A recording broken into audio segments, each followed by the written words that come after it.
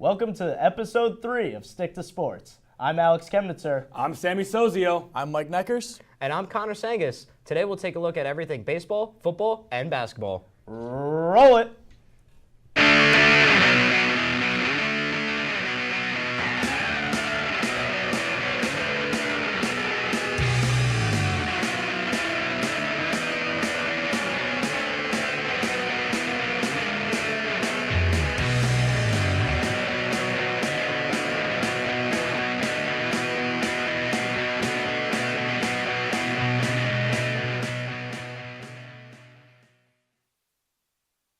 Well, boys, the World Series is here and is already in full swing. But before we dive into our analysis from Game 1, let's take a look at how we got here and recap each Championship League series, starting with the American League. Alex, what are your thoughts on the Yankees' performance as they took care of the Guardians in 5 games?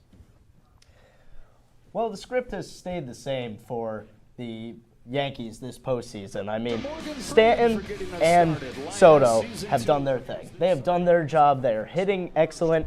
They have been amazing. And the pitching staff has done its job as well. You know, solid starts out of Cole, solid starts out of Clark Schmidt, solid starts out of Rodon. However, the woes for Judge in the postseason continue, and they need their captain to lift them in this series. They got away with a lot of sloppy play from the Guardians, too. I mean, between Jose Ramirez not playing up to his standard, Stephen Kwan not being himself, you know, Emmanuel Clase having an absolute disaster class throughout this whole postseason. I mean, 15 earned runs throughout the entire postseason. People were comparing him to Mariano Rivera, and that is just disrespectful in my opinion. The Yankees got away with Soto and Stanton playing amazing, and I think that they need to be better going to the World Series. Finally, we saw the Dodgers slay the Mets' three-headed starting pitching dragon of Severino, Minaya, and Quintana as the Dodgers advance to their second World Series in 4 years. Connor, what are your thoughts on the Dodgers' performance? Well, I mean, I really think when you look at these two teams, the Dodgers were just the better team. You take a look at their lineup, 1, 2, and 3. Those are all former MVPs. Mookie Betts, Shohei Ohtani, Freddie Freeman. These are guys that are studs and have been there before. Mookie Betts has 2 rings, one with Boston, one with the Dodgers in 2020. And also, Freddie Freeman has that ring in 2021 with the Atlanta Braves. These are guys with postseason experience, and it really showed in that game. Their starting pitching was just better than the Mets. It seemed like the Mets' three-headed monster of Quintana, Minaya, and Severino just got tired and worn out as they had to consistently make big game start after big game start after big game start. And I really just think the Dodgers were the better team, the deeper team, and it showed throughout 6 games. And Connor, if I may, when you look down at the statistics from this series, every time the Dodgers won, they won big. I mean, we're talking a 9-0 win, a 10-2 win, an 8-0 win, and then winning the series with a 10-5 win. So just dominant performances when they're able to hit. Yeah, I agree with you 100%. I mean, when you look at the series game by game, every game was pretty much a blowout, aside from Game 2 where the Mets won by 4. That's still a save situation, but a lot of offense in this game, and it really just came down to what starting pitcher was operating on short rest. I agree, and it all comes back down to that resiliency that we talked about last week that the Dodgers showed in this series. And boys, we saw an absolute classic between the Yankees and Dodgers in Game 1 as Freddie Freeman hit a walk-off grand slam with 2 outs in the bottom of the 10th inning off Nestor Cortes Jr. to win the game 6-3. Alex, what are your thoughts on the way both teams performed in this highly competitive Game 1? This game was absolutely brilliant. I mean, start to finish. A very good defensive battle to start the first 6 innings between Cole and Flaherty. You know, very good defensive 6-inning start.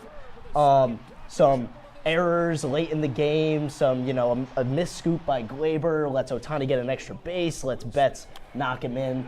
Those are the types of plays that you look back on and you just can't afford. I mean, putting Cortez in was certainly a decision. I mean, I think the Yankees overmanaged themselves out of this game, unfortunately. You put a guy like Tim Hill in, who's supposed to get ground balls. Verdugo makes a brilliant catch in the diving into the stands. I mean, like, you are supposed to win those games 90% of the time. You're down to their final out. I agree with you 100%. I mean, when you look at it, Tim Hill has a 60% ground ball rate coming into that at-bat. Bases loaded, 2 outs, Freddie Freeman. He gets a 92-mile-an-hour fastball right in his wheelhouse, and he just hits a walk-off grand slam. I mean, it really looked like Aaron Boone just overmanaged here and brought in a guy like Nestor Cortez, who hadn't pitched since September 18th. Well, boys, things are getting much better for the Yankees in Game 2 as they lost to the Dodgers 4-2 and were pretty much shut down on offense until the 9th inning. Connor, just wanted to ask you a quick question. What went wrong? Why? Why can't we have nice things? I mean, it started with starting pitching. Carlos Rodon was only able to give the Yankees 3 innings, and the Yankees were only able to get 1 hit up until the 9th inning. I mean, when your bats flat out just disappear in one of the biggest games of the year, a game that you have to win, splitting the first 2 games in Detroit, in Los Angeles is a must coming into this series with how amazing the Dodgers have been playing. Yeah, and Rodon has been a guy who starts out games super hot. I mean, we saw against the Royals, first inning, he retires their side 1, 2, 3 in order. Like, he is a guy who has so much heat, but when you have that high fastball, those 97-mile-an-hour pitches, they're going to make contact and they're going to go flying. And Rodon has struggled with getting through innings this postseason. Yeah, I agree with you 100%. And one more thing I wanted to mention is just deciding to burn the bullpen after Rodon can only give you 3 innings, not bringing in a guy like Marcus Stroman or even Nestor Cortez in this situation, 2 guys who are on the roster just in case your starting pitcher gets shelled, and Aaron Boone's decision choosing to bring in the whole bullpen as opposed to a starting pitcher who's only there for this exact situation just doesn't make any sense to me. And gentlemen, Game 3 is not looking good for the Yankees either. Down 4-0 in the top of the 7th. It might be a rough one for New Yorkers. But we're going to take a quick break, so when we come back, we'll shift over to Week 6 of the NFL season and get you ready for the fast break. Would you like to try snacks from faraway lands? Or snacks with bizarre flavors? How about snacks in new ways? Or snacks you've never tried before? You don't have to go far to find these snacks. They can all be found here at Snacks on West 1st Street.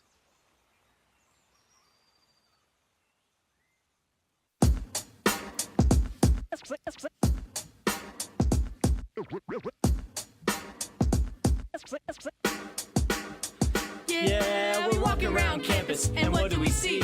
All these clubs are looking. They looking for me. There's hockey, There's improv, so much to see. So let's go try them out and see how they be. Come on and please watch. Our embarrassments free. Tune in to Amateurs on WTOP.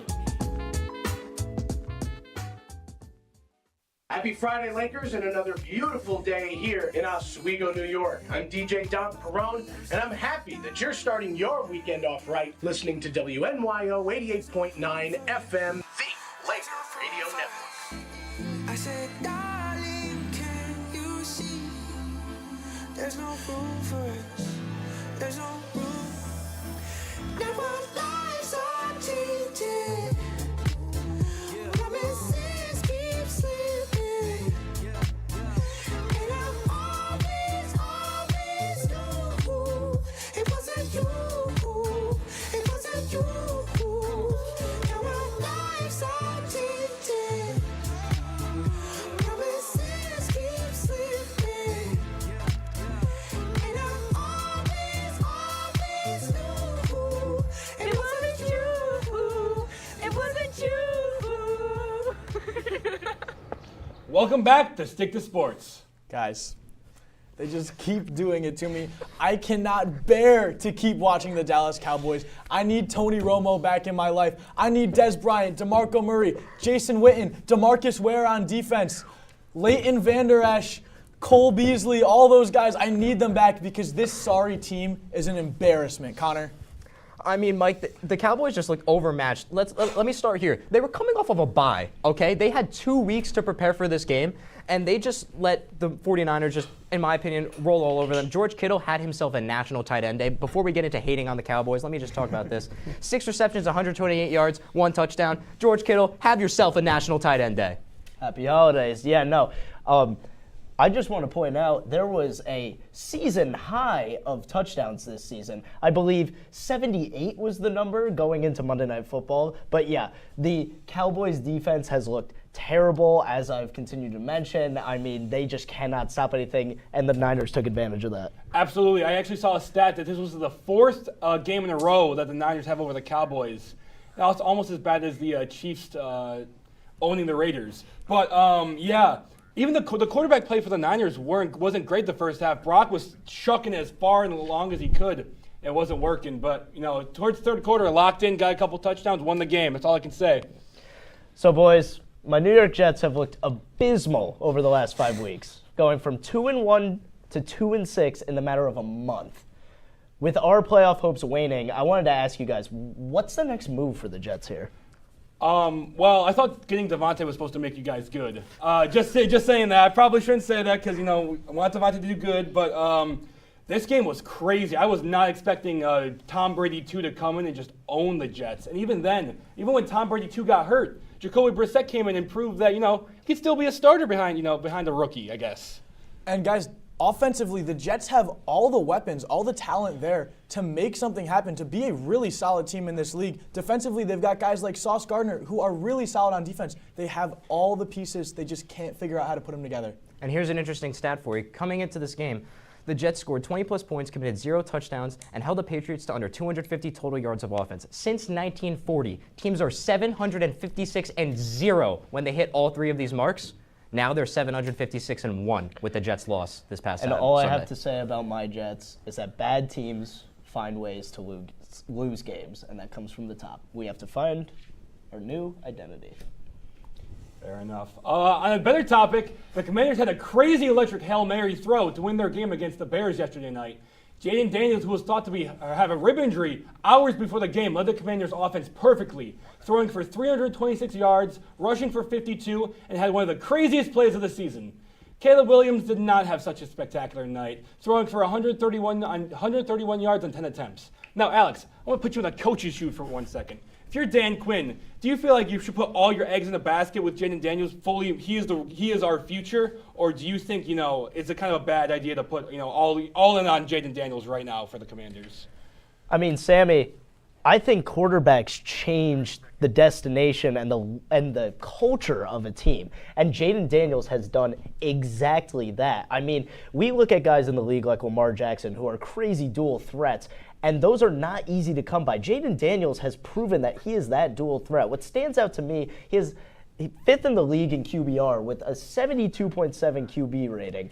And his 4 rushing touchdowns and 400 yards is just something you don't see every day. Yeah, I agree with you 100%. He sure is special. Now we're going to take our talents down to the H-Town as the Houston Texans barely beat a struggling Anthony Richardson and the Indianapolis Colts. Sammy, what are your thoughts on Anthony Richardson's performance? And do you agree with the narrative that his poor quarterback play is holding this team's offense back? Flacco season, baby. That's all I gotta say. I mean, when your quarterback is tired after you're an NFL quarterback, you're the 4th round draft pick. You are meant to play football. That's what you get paid millions and millions of dollars to do. If you don't want to play past the second half, what are you doing? Like, Anthony Richardson is, yes, I would say he's holding the team back, but he's all they got. They're in a hole almost as deep as the Las Vegas Raiders, I hate to say. You spend a draft pick, that high up on the quarterback. You expect him to be, at least decent and, be willing to play. But when your quarterback takes himself out of the game, it's not a great look for anybody. And Sammy, in the words of my favorite influencer, this is our Colts, this is our team, we bleed blue. But they are not bleeding blue. They have not been consistent. Anthony Richardson has been a problem all season long. And stepping out of this game because he's tired, you're a 22-year-old in the NFL, Anthony. Pull it together. All right, when we return, we'll intro the fast break and throw out some burning NBA questions you won't want to miss. Stick to Sports, we'll be right back here on WTOP 10.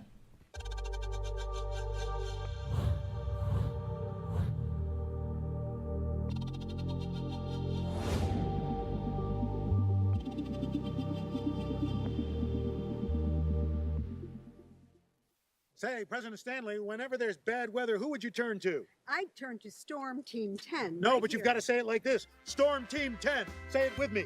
Storm Team 10.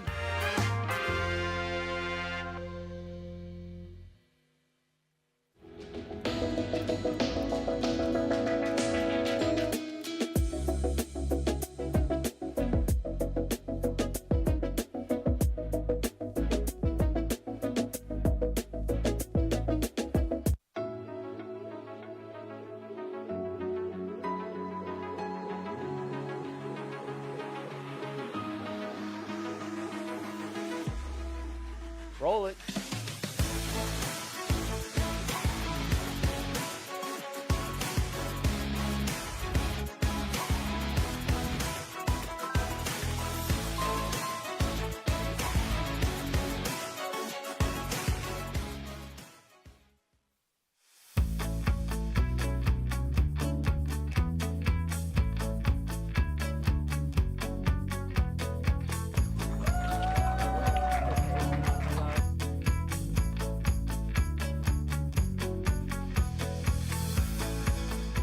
Jill Should we told me it tell was him? Kitty from Glee. Yeah, what is it? Al Roker.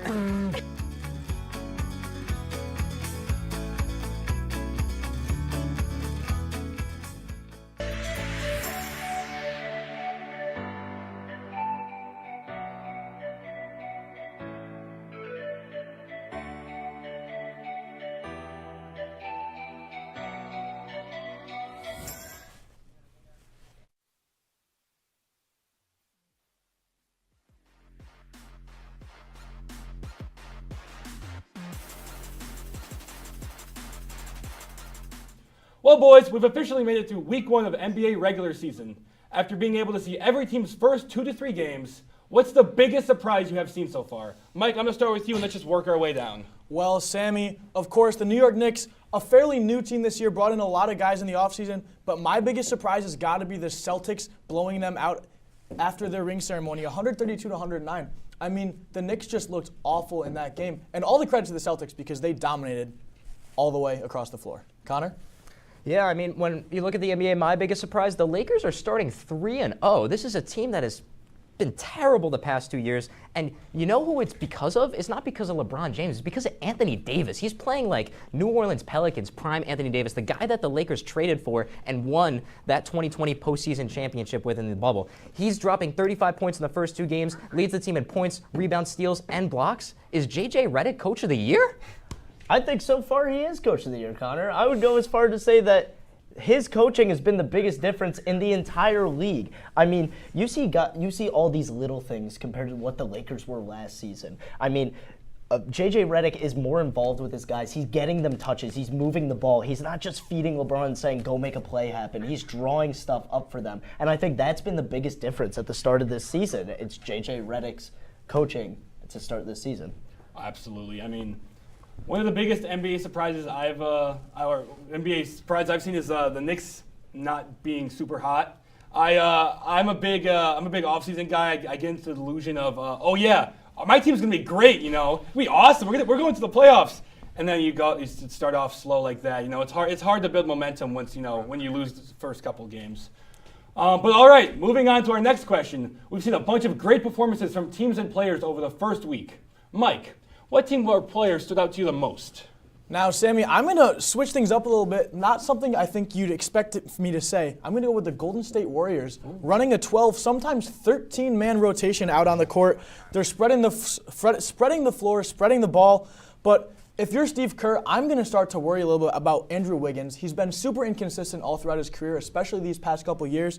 Steph Curry as well. His age is getting up there. Of course, he's still automatic from 3, but I mean, he's getting up there in age, and this team lacks overall star power. If you really look at it, of course they have Steph Curry, but like I said, he's aging. And look at the rest of the guys on the team. There's no superstar anywhere. Yeah, and that 12, 13-man rotation is certainly revolutionary. But for what team or player, I chose a player. Victor Wembanyama is supposed to take the biggest step forward this year out of all rookies from last season going into their sophomore season. But you know who's really surprised me? The guy who finished second in Rookie of the Year last year, and that's Chet Holmgren. He's averaging close to 24 points, 13 rebounds, 4 blocks, and 3 assists a game so far. And he hasn't even gotten consistent from 3 yet, only shooting 3 for 15 from behind the arc. And they haven't even had Isaiah Hartenstein start playing yet to really focus in on the rebounds and let Chet become more of an offensive player.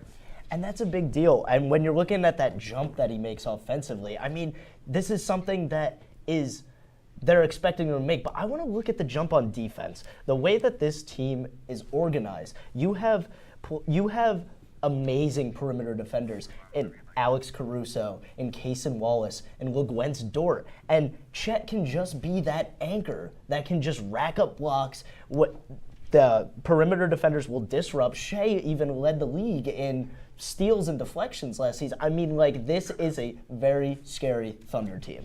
Absolutely. And I know this is kind of a crazy question, but it's only been 1 week, and I'm putting all of you guys in a tough spot.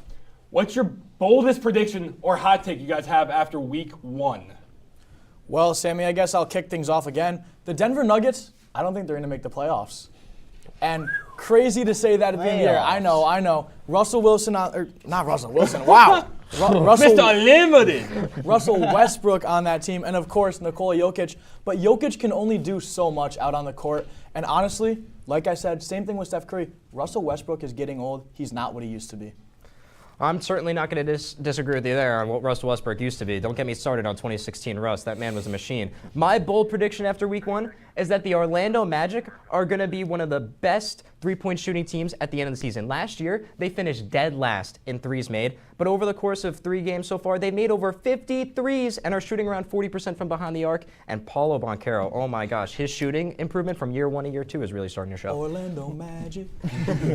My biggest prediction is that the Bucks are going to severely underperform and be like a 7 seed. I mean, I don't have faith in the coaching between Doc Rivers, Darvin Ham, and Dame Lillard and Giannis don't have a lot of chemistry. They don't use the pick and roll a lot. They don't move as much. I mean, we also have people like Taurean Prince getting more minutes than Dame and Giannis. I mean, there's something going on there in Milwaukee. And with the coaching staff and the lack of chemistry, I really don't like their shot going into the postseason.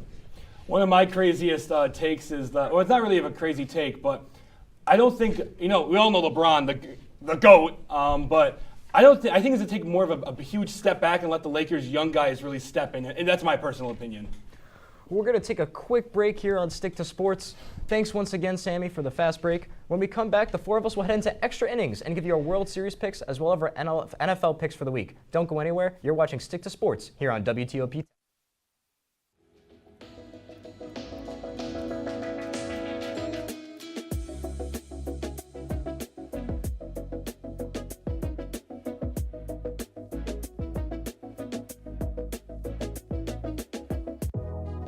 Welcome back to Major Discussions.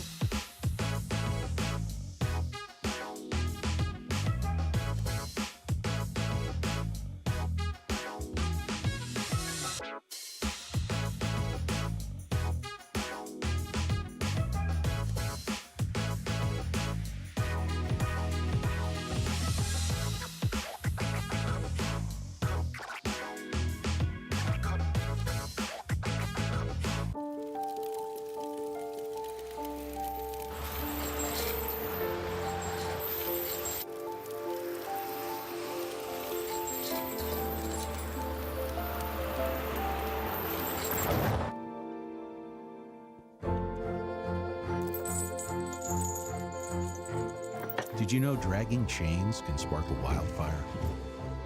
Only you can prevent wildfires. When I was in foster care, I never knew when I would have to move. So I always had my suitcase ready to go. Then one day I was adopted. My new parents opened their hearts and home to me. My parents cook my favorite breakfast for me every morning. My parents take me on trips I never thought I would go on. They gave me a home and an even better reason to use that suitcase.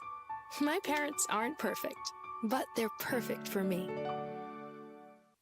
Hey there, I'm Al Roker, class of 76. Yes, way back in 76. Back when the earth was cooling. You're watching WTOP. Welcome back to Stick to Sports. Now let's get ready for another edition of Extra Innings. Let's take a look at the standings after week 2. As you can see here, Alex is in the lead, 7-2 overall record, pretty nice. Mike is at 5-4, and me and Sammy are tied in the basement at 4-5. Oh, what happened, dude? Alex, you had a huge week last week, man. Hey, man, I might have to start selling or I might have to buy a lottery ticket with my luck. 5-0 doesn't look too bad. Thank you. Not all at once. I acknowledge Connor, you, Alex Chemnitzer. Still bottom of the barrel for us. Hey man, we went 3-2 last week. We went positive. I don't want to hear it. Start talking about Sammy. What was Sammy's record? What was I Sammy's was record actually in last the week? lead going into this, and now I'm tied for last. So I How do don't you want to think hear no feel? disrespect now. Wasn't a great week for me. That's brutal. Got to build off my lead. Yeah, Gotta stay in the control seat. I'll do what Still I can. early. Still early. It's very early.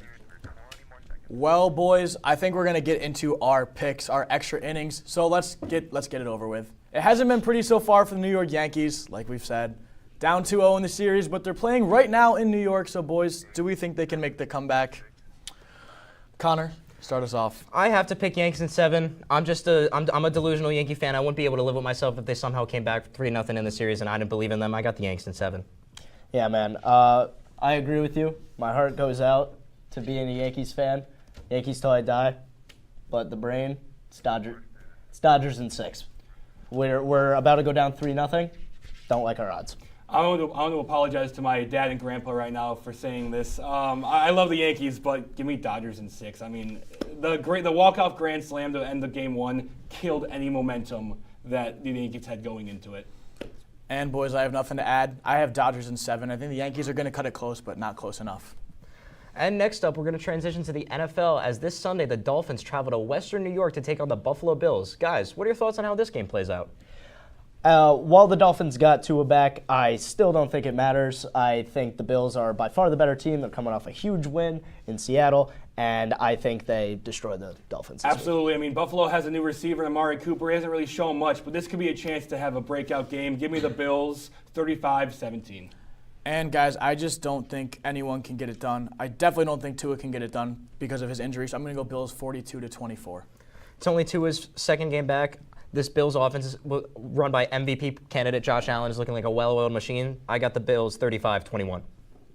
Next, we're going to kick it out to Cleveland, Ohio, as the Los Angeles Chargers travel into the Dog Pound to take on famous Jameis Winston and the revived Cleveland Browns. Sammy, what are your thoughts on this matchup? I just want to say, episode 1, I did say, why not give Winston the start? Why not give him a chance? And I was right.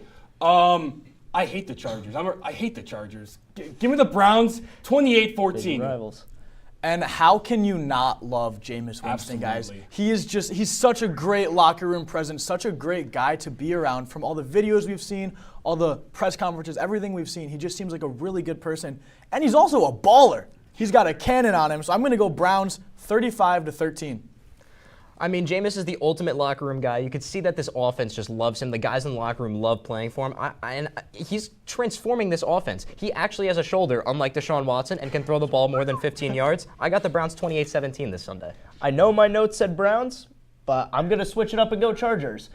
Jeremiah Owusu-Karamoah is injured for this Chargers game, and I think that beating up on the Saints really brought some confidence into this locker room for the Chargers. Give me the Chargers.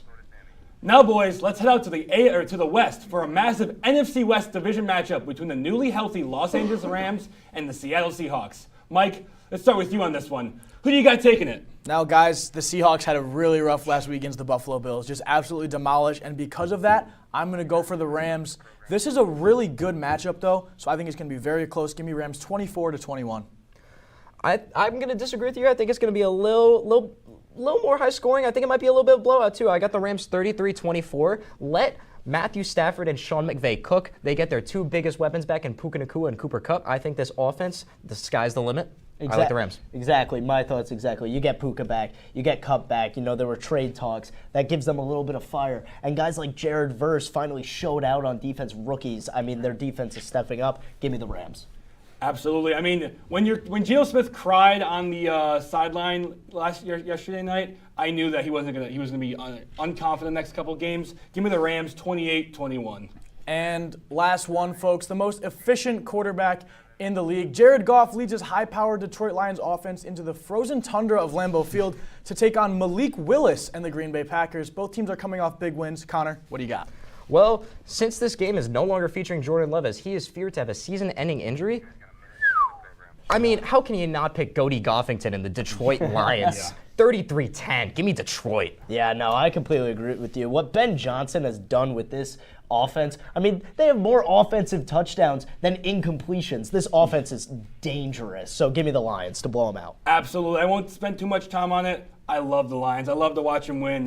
Give me the Lions 42-34. And I'm going to go Lions 34-20. I don't think it's going to be all that close. I think Jahmyr Gibbs and David Montgomery might both do that Lambeau leap. Well, that's all the time we have on this episode of Stick to Sports. Be sure to tune in 2 weeks from now right here on WTOP 10.